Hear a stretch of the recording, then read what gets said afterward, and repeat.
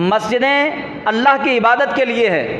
यहाँ बैठ के आप ज़िक्र इलाही तो कर सकते हैं, नमाज़ पढ़ सकते हैं, सुजूद और रुकू कर सकते हैं, एतिकाफ़ कर सकते हैं, लेकिन ये नहीं कि आप यहाँ बैठ के दुनिया की बातें करें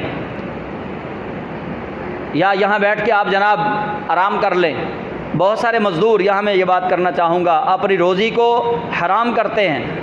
बहुत सारे मज़दूर जिनको छुट्टी होती है उस वक़्त वो नमाज के लिए आते हैं तो वहाँ लेट जाते हैं, ये अलग मसला है। लेकिन बहुत सारे मज़दूर ऐसे हैं जो जानबूझ के नमाज का बहाना बना के आ जाते हैं, नमाज भी पढ़ते हैं और साथ फिर सो भी जाते हैं। और जिसके यहाँ मज़दूरी कर रहे होते हैं उसको ये पता होता है कि ये नमाज़ पढ़ने के लिए गया है, तो इस तरह उस मज़दूर की जो रोज़ी है वो भी हलाल रोज़ी नहीं रहती।